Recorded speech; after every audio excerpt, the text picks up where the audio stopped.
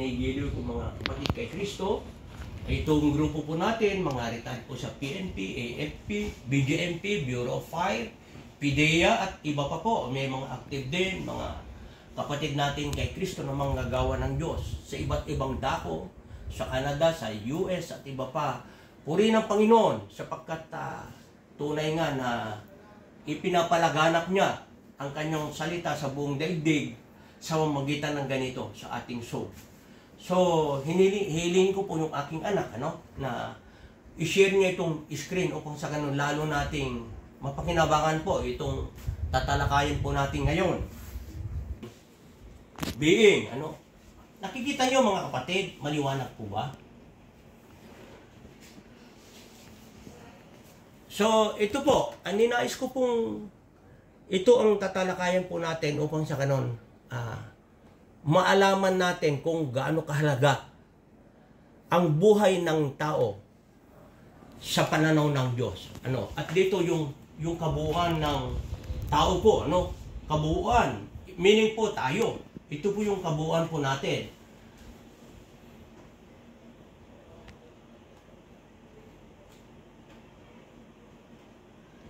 At ito, makikita po natin sa paglalang, At hinulma ng Diyos ang tao mula sa alikabok,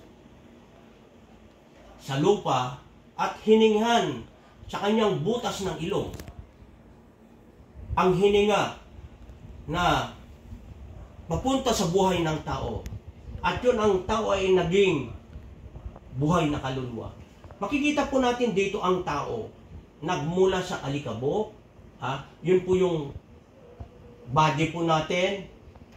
Yung hiningaan po ng Diyos, yung espiritu ng Diyos ay hininga sa tao, isinangkap po sa katawan ng tao na siyang hinulman niya, kaya naging kaluluwang buhay po tayo.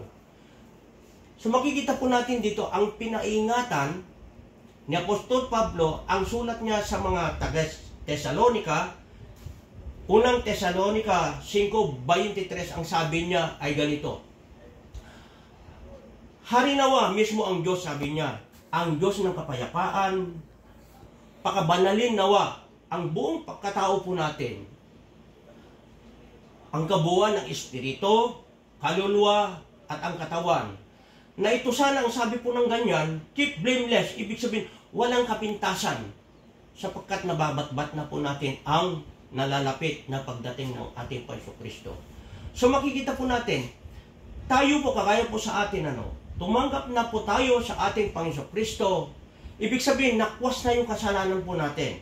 Dahil sa ating pananampalataya at pagsunod sa kanyang mga salita, ay ito, napakahalaga po mga kapatid, yung ating espiritu, kaluluwa at ang katawan, na siyang panatilihin nating walang kapintasan.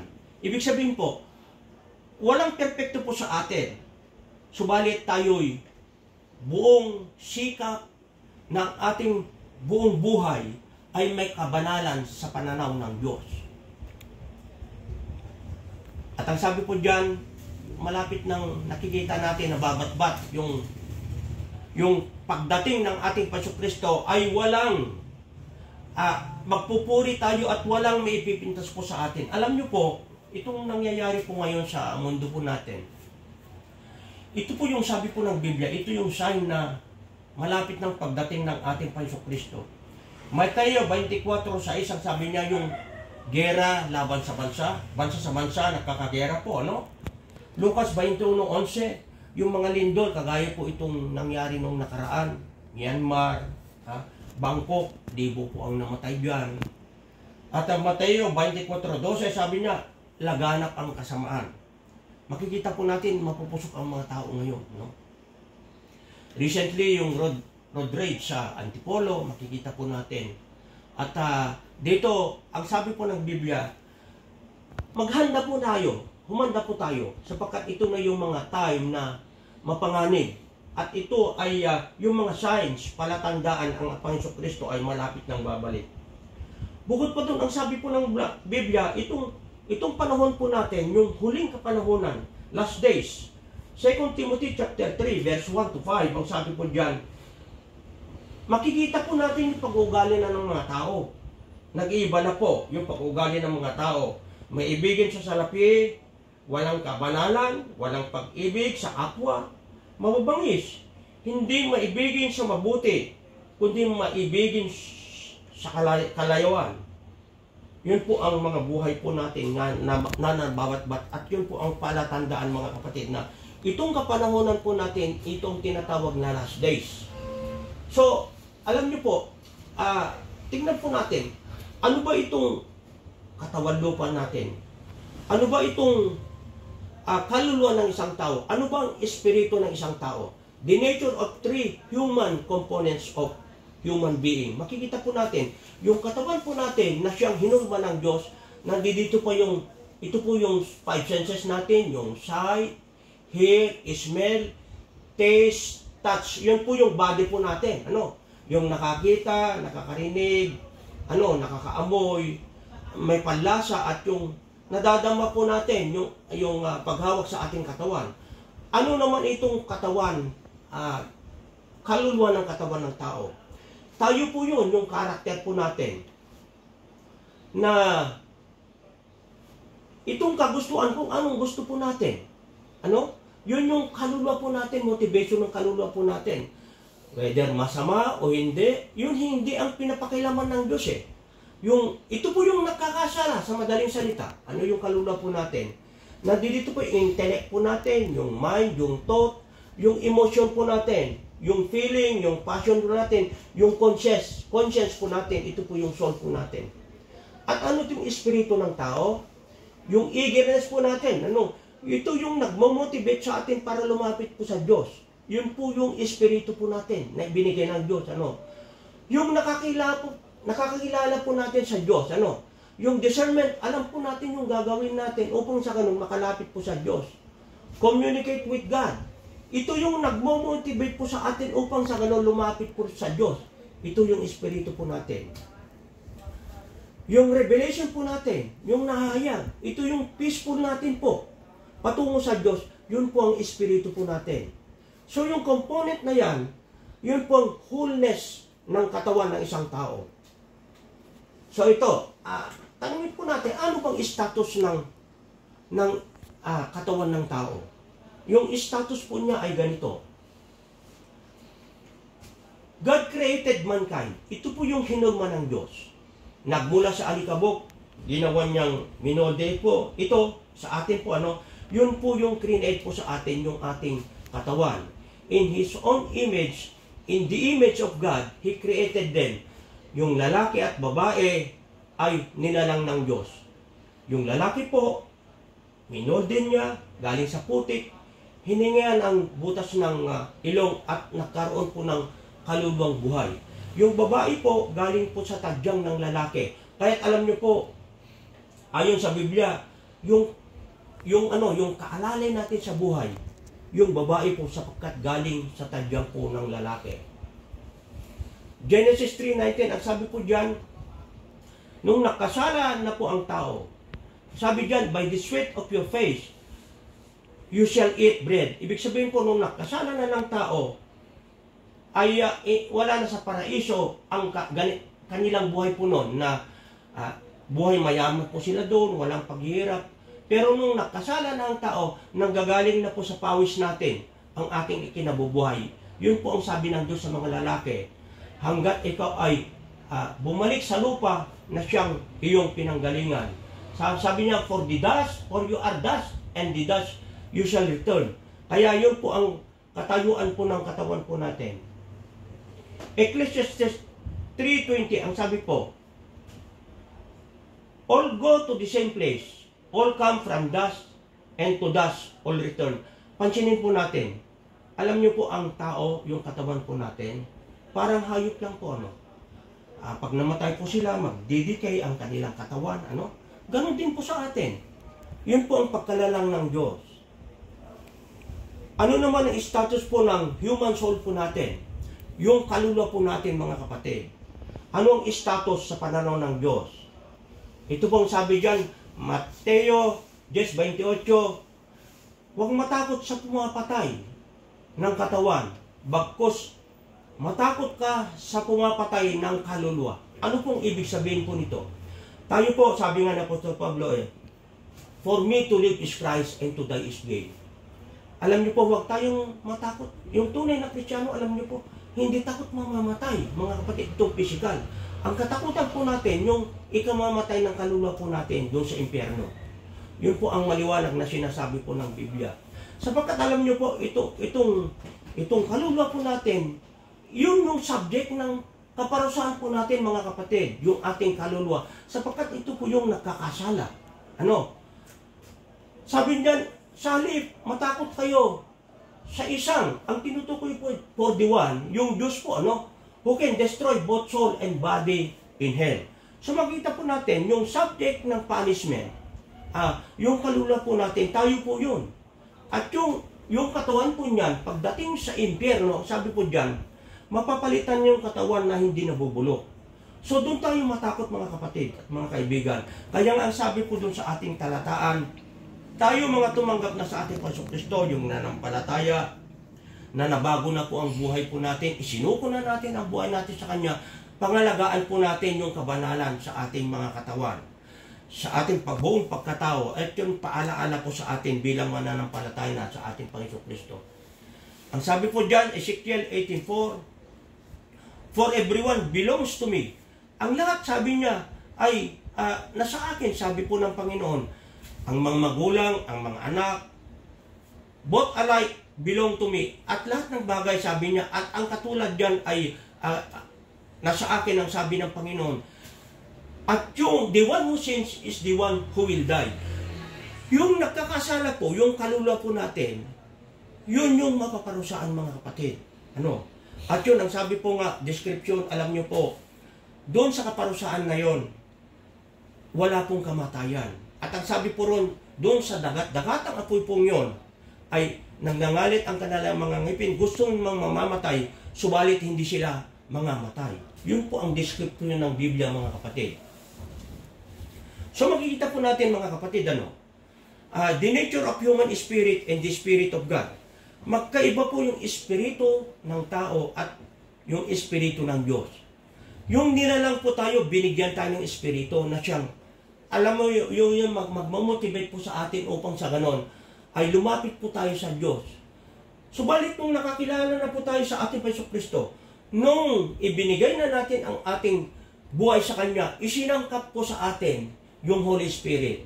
Kanya't ang Holy Spirit, sa isang taong tumanggap na sa ating Panginoong Kristo, ang Holy Spirit ay siyang nasa loob na ng ating pagkatao, mga kapatid, na siyang nag-guide sa atin, nagpapalakas ng loob, siya yung nagtuturo po sa atin. Alam nyo, mga kaibigan at mga kapatid, kung sa atin lang per se, hindi natin kayang paglabanan ang mundo, sapagkat ang diablo ay mapanlin lang. Ganun yung sapitan ng laman po natin, mga kapatid. Pansinin po natin, nung wala pa tayo kay Kristo, alam nyo po, karamihan po sa atin dito ay galing sa serbisyo. Yung buhay po natin, makikita po natin, nung wala pa po tayo sa Diyos, i-compare po natin ngayon, mga kapatid. Kaya ngayon, ang sabi dyan, pakaingatan na po natin yung ating espiritu, kaluluwa at katawan, sapagkat nasa atin na po ang ating Panginoong Kristo. Ang sabi po ng Biblia ay ganito. Tingnan natin Job 32, versikulo 8 at ang 18. Ang sabi niya, but it is in the spirit, in a person. Ibig sabihin po, nasa espiritu ng tao, ang hininga ng Diyos upang sa ganon magbigay ng kaunawaan. So sa atin po, yung ating kaluluwa, mga kapatid, hindi yun ang nagbibigay ng kaunawaan. Patungkol sa espiritual, yung relasyon natin sa Diyos, kundi yung espiritu natin, mga kapatid. Sapagkat ito yung espiritu natin, ito yung nagmo-motivate upang sa ganon ay lumapit po tayo sa Diyos. Sa verse 18, ang sabi diyan, for I am full of words and the spirit within me compels me. Yun po yung nagmo-motivate, yun po yung nagkukumbis sa atin upang sa ganon ay lumapit po sa Panginoon Diyos. Unang Korinto 2:11, ang sabi po diyan, for who knows a person's thought except their own spirit within them. Yung nakakilala ng espiritu ng tao, yung espiritu din natin, mga kapatid. Ganon din sabi niya, in the same way, no one knows the thoughts of God except the Spirit of God. Walang nakakilala ng Espiritu ng Diyos kundi Espiritu ng Diyos. So makikita po natin mga kapatid, ang atin, yung Espiritu na natin ay isinangkap na ng Diyos yung kanyang Espiritu. Kaya ganun ang buhay po natin mga kapatid, naiba na kaysa yung dati. Wala na po sa kadaliman at yun po ang naggagay po sa atin. Ang Holy Spirit, ang sabi po ng Biblia, huwag nating hayaan mamighati. Kasi ang Holy Spirit na sa atin ng Diyos ay malulungkot yan kapag ka bumalik po tayo, nagbabackslide po tayo mga kapatid. Well, wala pong perfecto po sa atin, ang inantay po ng Diyos sa atin.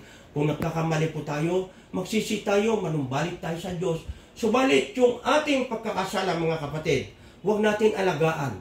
Kumbaga, nagmamarcha po tayo, pag nakita natin kasalanan sa Diyos, ay bumabalik po tayo at huwag nang balik-balikan. Alam nyo po, ang description kasi ng Biblia, yung taong wala pa kay Kristo, alam nyo, parang kambing. Alam nyo po ang kambing, pag nasalungayan, lalo niyang susuwagin. Subalit yung tupa, mga kapatid, pag nasalungayan, babalik mga kapatid. Yun po tayo, yung tupa na po tayo. So ayan, Acts 1:8, Acts chapter 1 verse 8, sabi niya, ito ang pangako ng Panginoon sa Kristo sa kanyang mga lagad bago siya umakyat sa langit.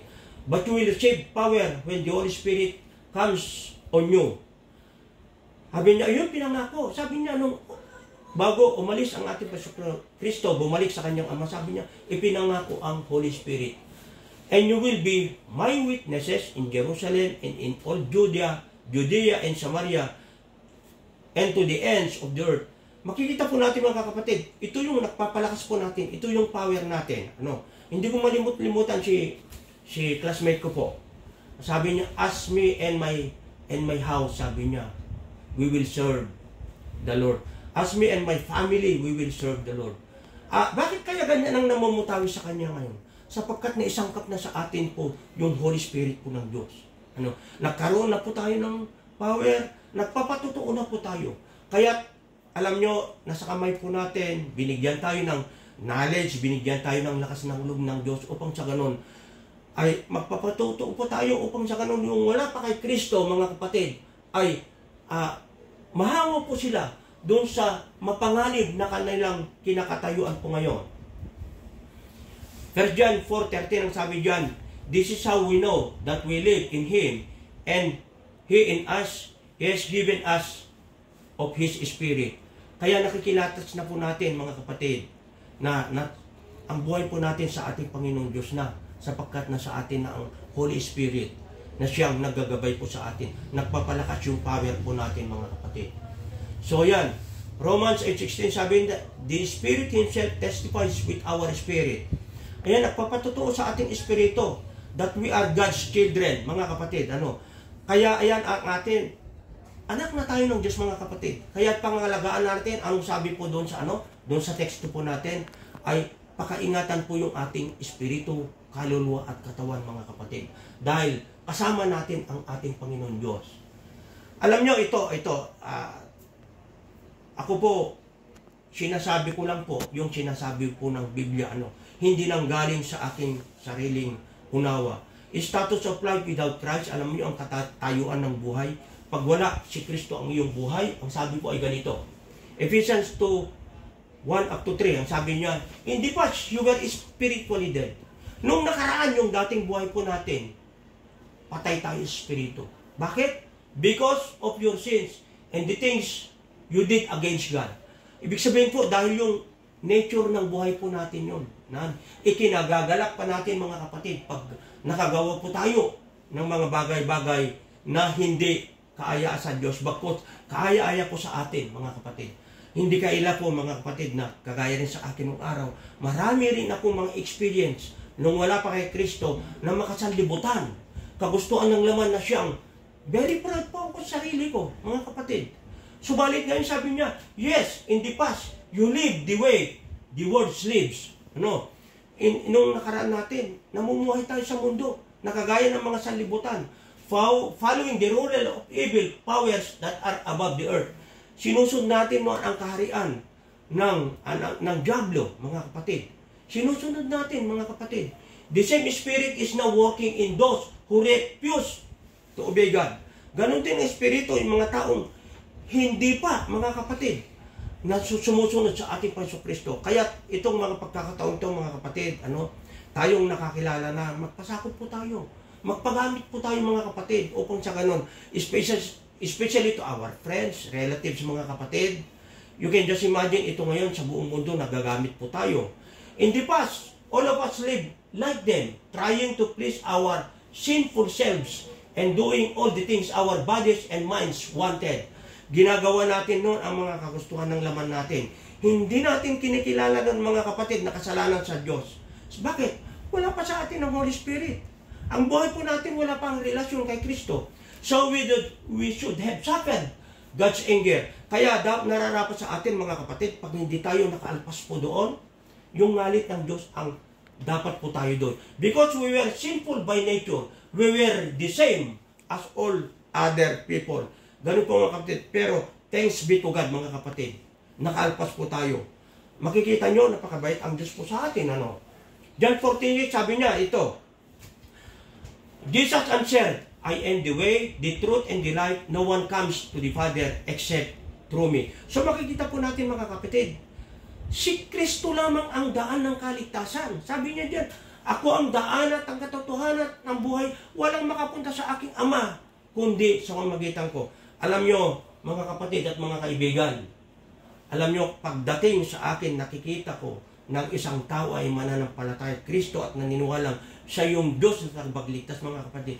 Inaakap ko yan, mga kapatid. Hindi ako allergic. Alam nyo, aywan ko po sa iba, pero maaring may mga ganon. Basta kapatid, kay Kristo, mga kapatid, inaakap ko yan, iniibig ko yan. Alam nyo kung bakit? Dahil kay Kristo. Makikita nyo po rito, anong patunay? Kagaya ito pong atin, mga kapatid, magkakaiba po tayo ng reliyon. Kung bakit ganito? Alam nyo po, dahil kay Kristo, mga kapatid. Makita-kita po tayo sa langit, mga kapatid at mga kaibigan. Hindi po reliyon ang wagas ng kaligtasan, kundi ang susi ng kaligtasan, yung pananampalataya sa ating Panginoong Kristo. The hope and power of God into salvation. Ito yung kapangyarihan niya, mga kapatid. Ito yung pag-asa at kapangyarihan ng Diyos sa ikaliligtas ng bawat isa. Romans 1:16, sabi niya, hindi ko ikinakahiya ang ebanghelyo. Ano itong ebanghelyo po? Yung kapanganakan ng ating Panginoong Kristo, yung kanyang kamatayan, yung pagkabuhay na maguli. Yung hindi ko ikinakaya, sabi niya gano'n, sapagkat itong kapangyarihan ng Diyos, upang sa kanon, sabi niya, dalhin sa Diyos at mayroong kaligtasan sa bawat mananampalataya. Unang-una sa mga Hudyo, gano'n din sa mga hentil. Ang hentil po, tayo po yun. Yung mga hindi Hudyo po, tayo yung mga hentil. Makikita, sila yung una at tayo mga hentil. Kalakip po tayo dyan, mga kapatid. Tingnan po natin ano pang patunay. Salvation is found in no one else, for there is no other name under heaven given to mankind by which we must be saved. Ang kaligtasan, hindi patatakwan. Sabi niya, kundi isa lang. Pangalan, no other name kundi sa ating Panginoong Kristo. Sa silong ng langit, sabi niya, na ibinigay sa buong sangkatauhan, upang sa ganon, sabi niya, yung sukat ikaliligtas ng bawat mananampalataya, mga kapatid. I hope so, mga kapatid. Itong alam niyo kung bakit. That's why I'm giving emphasis, mga kapatid. Ito na yung panahon na babat-bat na po natin yung ating malapit ng pagdating ng Panginoong Kristo. At sana, mga kapatid, binigyan tayo ng ganitong karunungan ng Diyos, magpagamit po tayo, mga kapatid. Na sana po, makakalap din po tayo, makapag-share tayo ng salita ng Diyos upang sa ganon, yung mga wala pa kay Kristo na ang katayuan ng kanilang buhay po ngayon ay nanganganib sa kaparusahan, may hango po natin. Nakatulad po natin, purihin ng Panginoon at God bless every one of us, mga kapatid.